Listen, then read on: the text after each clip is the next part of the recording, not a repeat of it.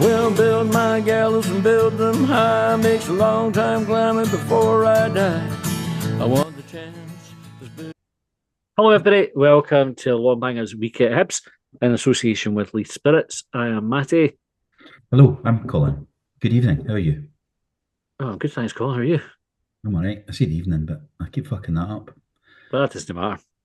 It is evening here right now as we Yes. record, but like it won't be when people start listening, probably. We bizarrely were top 30 in the iTunes football podcast charts in Hong Kong this week. Mm-hmm. So if you're listening from Hong Kong, probably isn't evening at this time, but thanks for tuning in. Don't know what it is about us that you liked. I'm presuming there must be like a big expat Hibs contingent over there. And it's funny because I thought, how many have they got? Like, how many podcasts have they? How many is it? And you said it's hundreds. It's all the same ones. Like, so the number one was the rest is football. You know, the Lineker one. And then it was all like Man United and Arsenal ones and that, and then fucking for some reason, us. Who knows? Oh, well done us. Aye. We put in the back. We did have a bit of popularity when we had the South Korean sex dolls episode, way back when, especially on YouTube. That was for a long time one of our most viewed videos. I'm sure we've talked about it before. Like only imagine how disappointed folk would have been when they've entered that search term into their YouTube search bar. I wonder why they do that. I think it's the sex doll bit that picked it out, though. Aye, they've got the wee box of tissues ready and all the rest of it. And I wonder how many folk went through with it. Anyway. Aye, just waiting on the bit, eh? Aye, there must like be some.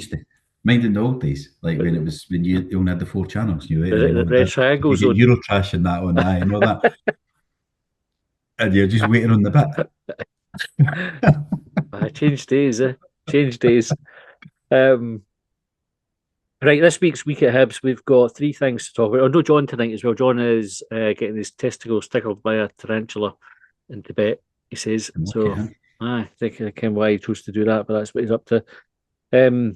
No John tonight, so we'll pick 3 news stories from the world at Hibs that have happened this week. And the first one, Colin, I think was earlier in the week. It was the anniversary of Ron Gordon's passing, so the club did a wee memorial video out on Twitter and on the website, and like a wee piece about remembering Ron. And there's going to be, I think, a tribute before the game on Saturday. What do you think about what Hibs have done there? I've not watched the video. I didn't know there was a video, so that's not great. That's not great for your point of view as a content creator. You're going to say, why have you not watched the video? However, what I like about Ron Gordon is some of the stuff that he's done, the community stuff, like the legacy stuff that's there, like the funding of for folk that can't afford their maybe fees with the community side. I can't remember what they called it, the Ron Gordon Trust or something. It was something very simple, but I like those kind of things, and that's I think that's a better legacy than doing a tribute on Saturday, to be quite honest. I mean, it'll be good for the family, it's good for the club to remember him, but I think the bigger legacy is the funding he's put in place for stuff like that, in my opinion. Aye, I think it's a nice touch for the club to keep the memory going. I think there's the opportunity to arrive early on Saturday, and I think there'll be some sort of video montage played before the game as well. I don't know if they'll go the full hog and play Sunshine on Leith, etc. But it'll be a nice touch for the family, who I'm sure will be there. It might land better than the last time when they tried to spoil it. The opposition. No, but it's a different opposition this week, so this year. Sorry. I think there'll be a bit more respect given from the way end this time, definitely. So we'll not dwell too much on that. Really, just thought it was important just to kind of acknowledge it. I suppose Hibs are where we are today because of Ron Gordon and his, when he took over from Tom Farmer. And I suppose there was a wee bit in the Edinburgh Inquirer as well that Hibs had put on their website. It was Ben Kensel talking about how it was always one of Ron's plans to get partnerships with other clubs on board, which has probably paved the way for Bill Foley's investment if that gets voted in next week. Anyway, right, let's get on to the second news item, which was the VAR review. Mm. Do you want to talk through this one, Colin? Aye, so we done extra time on Monday evening, but what, 8 o'clock? It was 8 o'clock 8 o'clock, actually. yeah. So I was sitting watching mine because you pulled me up for watching the Everton game while we were doing it, and the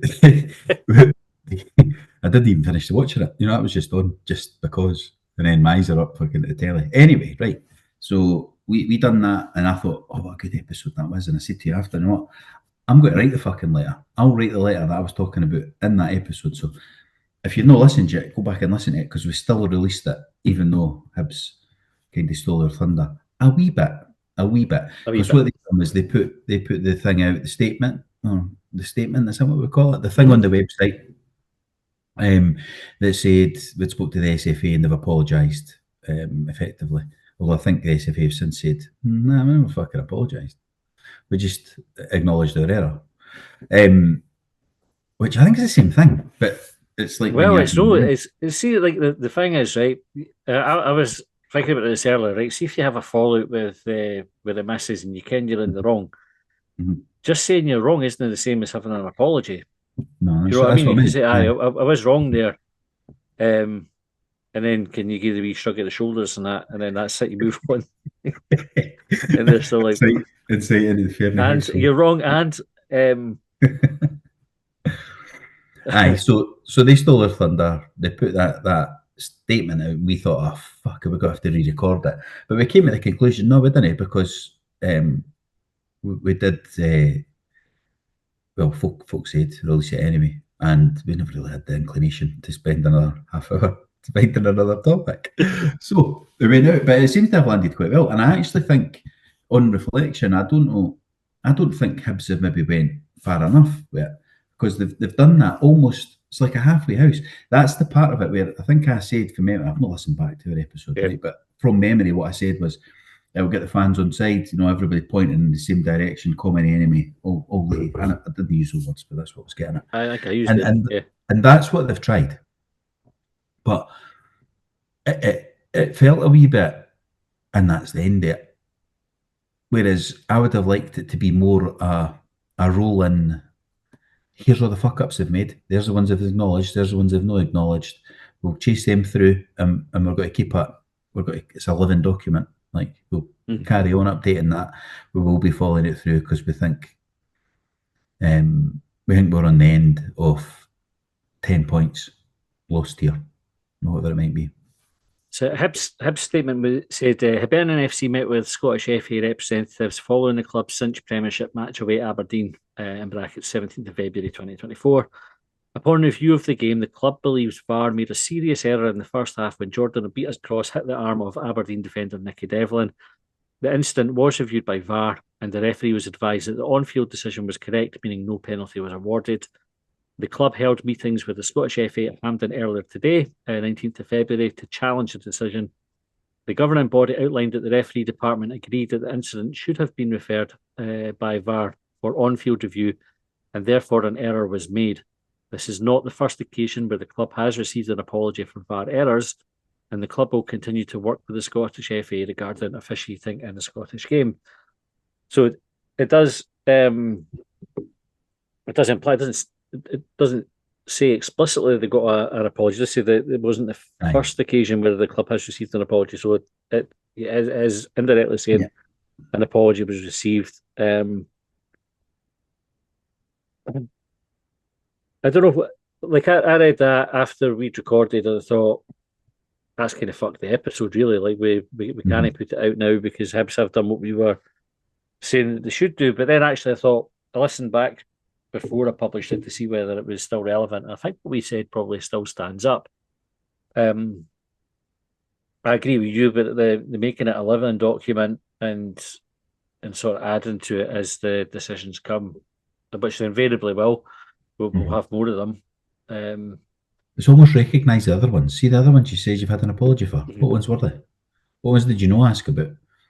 Because some of them are there's genuinely some that like just now it's got to a point where there's so many, but some of them will be just 50-50 ones that we're chucking into it now to make it look worse. So, but there's actual like ones there where I think it was only Willie Miller and Leanne Crichton that I've heard. I never heard them say it, but I've been told they didn't think it was a penalty.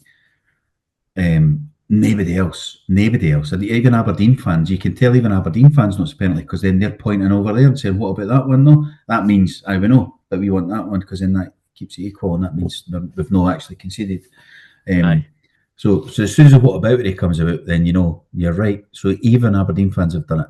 Nobody apart from Crichton and Miller have said it's not a penalty. Right? We already know Willie Miller's opinions like invalid nowadays. Crichton's usually all right, although I didn't think she kens a handball because it's not. I heard her arguing about the Rangers Celtic one that was on their list, the errors, and she was saying like it was not deliberate in that. And you go, right, well, come back, go and read up on it again. Aye, because actually fucking very rarely are they deliberate. Yeah.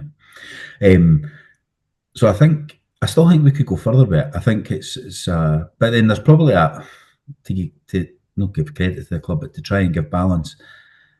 There's probably a line that you've got to walk before you're into distribute and all that. Mm-hmm. But I just think we need to show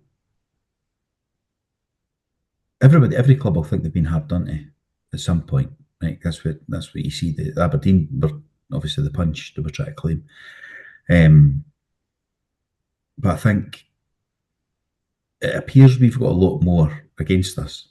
Aye. For whatever reason it is. How? Like, I don't know if it's still going back to Paul McGinn's fucking comments in 2021 or whatever it is, but we've got to stand up for ourselves a wee bit, and I think to get the fans on side and all that, common goal, common enemy, just fucking say, here's all the things, there's all the ones we've had apologies for, by the way. Stop moaning about them now, they've said sorry.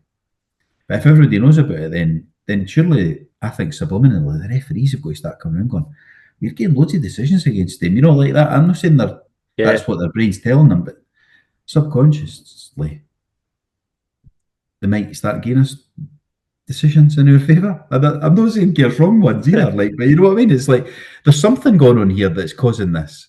Aye. We need to try and reverse it. Like get out in the public domain so that everybody knows about it. I think the interesting thing with it, or interesting for me, was that Hibs explicitly say this isn't the first time that we've had the apology about it. Yet, when they've done that review, so the 3 incidences in the first review never mentioned Hibs. 13 that they pulled out in the second review, none of them involved Hibs, either for or against us.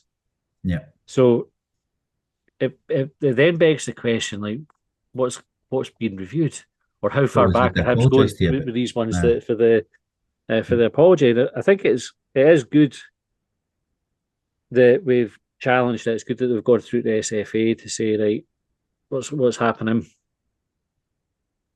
I wonder if the SFA would have been on the front foot and instigating that. Do you know, like all the nonsense that happened with the like in Parliament last night? No, we're getting politics, but you got like a fuck up, and the speaker coming in and saying, "I actually had my hands up, didn't mean it to go that way," and that sort of changes how people respond to it. I think the fact that the SFA have held their hands up and said, "It was wrong." I wonder if they've done that just to kind of quieten Hibs down and just go, "Okay, but it's too late. It's not like we're going to go back and replay the game or reward you retrospective points. So we'll just say sorry, and then you can go back to Edinburgh and shut up about it now." But I definitely think if you've got a list of them to say, here are all the ones that we've had that we've acknowledged was wrong. Why was it no? Why did it not go to VAR? Why did VAR not refer it? What was the audio like? I know it's like that. Release the audio, but you know what I mean. It's like what, like almost a couple of filters on a spreadsheet. I'm seeing it. Like, did it go to the VAR? Did the referee get it wrong? Did they go to VAR? Did the VAR agree with the ref? You know, like all the different outcomes yet. And try and work out what the fucking deal is here. Like, is it the refs or is it the VAR or is it a combination of them that's fucking up for us? But it's I think the audio bit's interesting. Like, I think Rangers obviously got to hear it for that penalty that was offside in the end anyway. But I don't know if we have, because what did the VAR say to the ref? The referee should have got that decision right? We keep blaming VAR. The ref should have got that decision right. Absolutely, You saw it straight on. But then when it goes to VAR, you put his excuses away, the noise of the crowd, the only one view, it's at fast speed. All the excuses are taken away, which is the reason for VAR coming in. So what did he say to the ref? Like, what did he say to the ref? Nah, it's all right, mate. Like, no t-shirt line shite, none of that. So what the fuck did he say to say, yeah, that's fine, you got that right? We should definitely be asking for that. And it doesn't give you very many or very much confidence in lessons being learned, because you take that Rangers penalty, non-penalty at Parkhead as an example. Now, the review, which has obviously been seen by the SFA and will have been communicated to the referees, etc., and the VAR operatives, they challenged how quickly they came to the decision that no to have an on-screen review, and they were saying the referee should have been sent to the screen in that instance. Mm-hmm. Very similar here. They've had a look at it and decided very quickly, go ahead. Who's learned a lesson for that? Yeah. That incident, Ibrox. It looks like not Ibrox at Parkhead. Looks like nobody's learned a lesson for that, because they've just done the same fucking thing. They've gone, nah, just play on. Just get we'll have a very cursory look at it and decide inexplicably that it doesn't deserve an on-field review, so play on. I just think that's where I start to lose faith in things like this, where they go, right, well, like, we had our hands up, we say sorry. You go, well, you did that. You did a fucking independent review on it. Learn your lessons. And if you're not learning your lessons and it's still happening, you need to go back to the folk who are doing it and say, you're only up to it. Mm-hmm. I kind of like our friend Dave, who was on the other podcast. I'm only joking, he was on Down the Slope. And you say friend as well. I say friend, like a very commas, right? Someone we know called Dave. It's just, they're on good day rates, they're contractors. That's the only thing that they're paid to do on that day. Just fucking sack them if they're not capable of it. And that's how we work in business. I have a lot of sympathy with that view, because that is like where we are in the league. The difference between a point and 2 points, a point and 3 points on a match day could be critical come the split.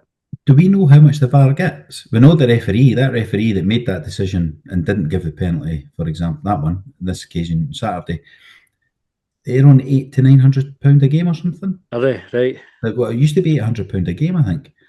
And you go, and that was a few years ago, so they probably had the pay rises and all that. By now, yeah. But you go, like, see, even if it is £800, like, Aberdeen Hibs is a good example, because most of the players will be on board on that, but that's probably a good wage at, like, and this is a part-time job. They just turn up to do that. Like Livy, St Mirren, Motherwell. These boys, like maybe the top guys at St Mirren and Motherwell will be earning a bit more than that. The majority of their squad will be on less than the referee. Yeah. So we're paying them decent money, part-time money, and they're coming in and they've got no accountability. If a player made a simple mistake like that, again, like over and over, like we're seeing, they'd be hounded to do it. Like, you see what we do, eh? Aye. It's frustrating, but I'm glad Hibs fought their hopefully corner. Start it. I think they could build it, and when Adam and that listen to the podcast and they give us a shout, we can work with them to up the ante. And we did have some messages like in the aftermath of it, especially after we'd released the episode. Some folk had got in touch with us. You should have said released the audio. Once we released our audio, to say that Hibs had been sort of like quite aggressive in how we challenged things in the past with the SFA. That it wasn't just a case of us being, us as a club being passive and quite timid and not forthright and objecting to it. That the Hibs have kind of done what we were asking them to do, but they just done it behind the scenes. But I'm absolutely all for the transparency. I think Hibs do these things in public. Let us as the supporters know that it's happening, and keep at it, keep it transparent, keep it shining a light on it, and every time it happens, make a fucking noise, and eventually it will stop. Indeed. Right, we kicked the arse out of that one enough. Did I? Just as well, because the first one didn't last very long. No, it did. So, but we're probably going to have to get more than Maybe one extra one in just to fill the half-hour slot that we've got. Um, we've got a kick-off time and date now for the Cup quarter-final against Rangers. Ticket information's gone out now as well. So it's Mother's Day column, which is never a great day to have a game of football anyway, if you didn't like going to the football without getting at least a small amount of grief. Your mum be bothered about it, you think? She usually is, to be fair. No, my mum will not be. But that's you're sorted. I'm in the clear. Josh's mum maybe not quite so. Maybe you could take her to the football with him. Yeah, Kim, what the worst thing we done on a Mother's Day game. I should have spoken about this before. Jane had got me hospitality for it was Hibs against Celtic, right? Going back when who would have been in charge of Celtic at the time? Fuck, I can't remember who's in charge. Maybe like John Hughes era, around about that time, 2004, maybe 2005, whoever was in charge, around about that time. Must have been 2004. Hibs Celtic at Easter Road. It was, I think it was a game Craig Bellamy run riot. Mind he had a game where he was absolutely fucking brilliant for Celtic. It was about 4-0 early. Aye. So Jane had got me hospitality for that. The night before that, it was also on Mother's Day. The night before it, there'd been a big, I'd had a work night out, and I'd got fucking mortal with it, like hammered. So I woke up hanging. I didn't do hangovers very well, certainly not back then. So I'd been throwing up all morning, kind of got it together enough to get down to the football. Couldn't look at the food, couldn't drink anything. So Jane was there as well. Like, so Jane got it as a present for me. To us, even like the halftime pie, and I got two bites. I was like, nah, smuggled a can of Iron Brew into the West Stand to sit and drink that and try to just like bring myself back together. Complete write off. Hibs got hammered, and that gets cast up quite a lot now. Still, like on the Mother's Day being ruined because it properly spoiled it. So when this one came out, it was Mother's Day. I was like, God, I've always got games on Mother's Day. Aye. And we have half-5 kickoff as well, which doesn't help either because if you want to do something nice for your tea and all the rest of it, well, yeah, that's probably what we'll fancy breakfast. Go for a fancy breakfast. Aye, I do that. Anyway, half-5 You know your mum though. Okay, well, I mean that is a crucial point here. Like it's, but the one that gets me is Easter Sunday. The amount of folk that complain about the Easter Sunday one, I think they don't bother about Easter. Like, nah, it's a weird one to me. Aye, Easter's really important. Some folk send cards at Easter. I always think that was weird, eh? Like, why would you do that? I think we're verging into shortbanger stuff here. Aye, we've gone off piste. Aye, so ticket details are out. It's 5:30, Sunday the 10th of March. It's a funny kick-off time, eh? Yeah. For us. It's like, I mean, when we used to have that, was it 6:05 was the slot on a Sunday? That was when the 6-2 game was a 5:05 on a Sunday. So it's a bit of a throwback because it's almost a kick-off time slot. Because the English game's 4:30 now, the Super Sunday. I think so. There's not even that. You know, sometimes they try and fill a slot, kind of if that's an FA Cup weekend or something. So they would try and use a different slot. It's almost like there's women's games on a Sunday. It's Women's Super League in England at that time. It's a funny time. It's a funny kick-off time. It's not really used very often. Second section behind the goals again for it. So the child did it in the European games and against Aston Villa and Lucerne. So you could get second section behind the goals if you're into that kind of thing. Season ticket holders got priority up until 5 o'clock on Monday. And if you're a season ticket holder, it's £24 for a ticket. For the full price one, £26. £26 all right, I think, for it. If you're paying full price. We complained, what was it, the Derby tickets were in with 38. Aye, they were dear, yeah, for a midweek game under the lights. But this is a Sunday night though, it's like a bit off-peak, It's like you've got the Monday dread and all that, and you've got to wait all weekend on that. I would prefer it was like a Friday night rather than a Sunday night. Sundays to me for football shit. Like, it's just that any time's a shite kick-off time on a Sunday. Aye. But I know you're kind of governed by the telly, so you've got to just put up with it. I think I'd rather have 5:30 than 12 o'clock on a Sunday. Always feels a bit of a rush. Yeah, I'd agree with that. Later in the day tends to be better because I think the 12 o'clock one, your whole day's a write off then, eh? Because the Aye. time you've left early to get down to the stadium and everything, and the time you're back home, you're into tea time and that, and you're Mm-hmm. just like you're winding down for the rest of the day. Um, and the £26, I think if you can benchmark that for a Scottish Cup quarter final, and obviously that will have the same costs operationally as a league game, you would think. Stewards, policing, Mm-hmm. all the rest of it. Why charge more than that for a league game? Is it just because you can? Or Well, aye, it's just because you can, aye. I think they've got to get value at the season ticket. Mhm. So if they were to charge it individually like that, then the season ticket would lose value as well. or they could bring the season ticket price down a wee bit. Well, they could, of course they could, but they'll not, won't they? I mean, there's people who would argue. We've got some of them in a group chat that think if it was too cheap. I don't know if they're just being wide or funny, or Aye, it's but I definitely actually not too seem to cheap. believe it. Aye, it's definitely not too cheap. Um, aye. Well, I think I'm quite happy with £26. Like I wouldn't balk at that. I wouldn't look at it and go, "Fucking, that's unreasonable." When you're up Mm. into the high thirties and kind of knocking on the door at £40, I think Yeah, that's too much. So I would give Hibs and Rangers, because Rangers have to agree because I those have to agree prices with as them. well. Yeah. Yeah. Mm-hmm. Um, I think they both deserve credit for being able to bring in a ticket price at a reasonable amount. So that's that. Also tonight, Colin, that we're not at is the HSL AGM. Lots of initials in there. So Hibernian Supporters Limited, if you don't know, they will be deciding, I think, on which way they're going to vote for the investment at the Hibs AGM on Tuesday, which is coming Is it up. just a straight? Is it just a straight yes no? I Do think you know? so. I think Yeah, that you had a vote, didn't you? yes. Um, and I think HSL should vote in favour of it. Right? That's my opinion.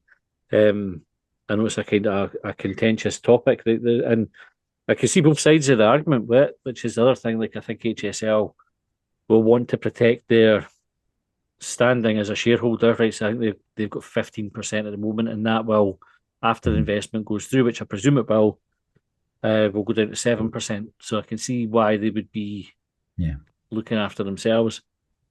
But I think in the interest of the football club, which is what they're for. That's what which they sell for. fundamentally what they're set up for, I think the right thing to do would be to vote for it, which is why that's how I kind of cast my vote on it. Do you have any views on it, Colin? On the AGM Aye, or on or how HSL? you think that? Yeah, both. Like how you think they should vote on it. Well, I think it's like HSL was a thing that just for whatever reason, various reasons, I think didn't take off. They've all been spoken about. I think people are still paying in, but I'm not really sure what they're paying into anymore. I don't think. Although it's a wee bit contradictory to what I was about to say. I was going to say that they're almost redundant to what they're for. So just give the vote. But then actually, the reason they were set up was to stop us, well, to get a share in the club, so they couldn't. So they could block things like this if it Yeah, was going to be bad for us. Yeah, aye. And now they're never going to be able to do that.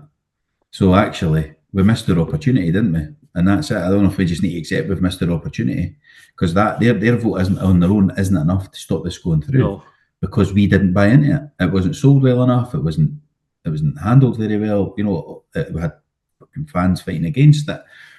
All those things that didn't take off. It's not got the power that it wanted, it needed, and actually now they're never going to have it. So it's almost they need to accept it, or we need to accept it, and then we just need to hope that we didn't get fucked over because we've nothing to stop us because we didn't buy into it. it was an interesting chat about it on the forums. I would say like HSL, for all it's got 15%, it currently has 15% of the shares at Hibs, and it could be a kingmaker. Right, I think there was I forget the other person's name. So another individual shareholder who I think Oh, owns aye. 10%. Yeah, the one nobody Um, knew about till recently. aye, and that's a whole other kind of Aye, it's a conversation. different 'Cause question. there were some Yeah, complaints and justifiable complaints of how one person was able to build up that shareholding yeah. when it seemed that that was not possible or not permitted under the rules. Um, Although I think there was also a caveat to that too, which was There if must you have wanted. been. So I think when they went out, they said you couldn't have one person owning more than X amount, but if anybody wanted to buy more than that, to get in touch directly. So there Right. must have been a mechanism to do it. Where was I going with that? Hibs, yes, HSL have 15%. I think they've got 4,000 ish members. 4,000 is quite a small percentage of the Hibs support fan base, even if you take like the season ticket, is what about 11, 12,000. So you got about a third of the season ticket population represented in that. Is that how many they've got? 4,000. I think it's about 4,000, right? Give or take, right? That's my Didn't understanding. think it was that many. Round about that figure. So 4,000 folk, even if that vote, so they'll go to a straight majority, I think, to decide whether they vote for or against. But if that vote was split, like 49-51, you could have 2,000 of that 4,000 voting for it, 2001, 4,000 voting for it, which is then, what, a sixth of the fans. If they vote either for or against, and it's no reflective of like the wider support, it's quite like a heavy responsibility for a supporter group to have, and to be in that position. I think that's why like they need to be careful how they vote. I think it's going to be hard to be representative of the support or the There'll wider just be a support. vote on who's turned up though, and who sent a proxy in. I think that's it. So you're saying if there's 4,000, like you bet I bet there's only a couple of hundred folk vote, if that. If that. And that's the thing. So you look at it potentially like a handful of folk being able to block or potentially block the investment if they've not already got the votes that they need to get it through, or similarly push it through. Yeah, do you know, like it goes both ways. They're just kind of using that one as an example. So it'll be interesting. I will look out for the minutes for the HSL. We'll be at the Hibs AGM next week, which I think is going to be really interesting because we should be able to kind of get a bit more flesh in the bones of what the Foley deal entails. There was that article in the Edinburgh Inquirer, which I didn't actually think told us anything new. Like I read it and we confirmed this infrastructure spend, so the stadium refurbishment, covered all-weather pitch at the training centre, and some money for players. Nothing earth-shattering there. We kind of knew all that. So we were going to talk about that article a wee bit tonight, but I didn't really think there's anything there that we've not covered already. Yeah. So hopefully there's a bit more meat on the bones when it comes to the AGM on Tuesday. We will take notes and kind of report back on that as well on one of the episodes next week. Anyway, we're out of time. Just want to say a wee shout out to the Callum CMA on Twitter, who won the tickets for the game on Saturday. A pair of tickets thanks to Leaf Spirit. So we've got tickets available for every home game for the rest of the season. So if you're needing to get to a game and you can't get tickets, watch out for our Twitter for details of competitions. All Callum had to do this year was share one of our episodes from YouTube onto Twitter, which he did, and then he's got 2 tickets for the game. Right, that's us out of time. Colin, thanks very much for your time this evening. Thanks everybody for tuning in, and we will see you next time. Well, they trailed me down when I broke free. I drank all the whiskey in Tennessee. I don't drink water, no.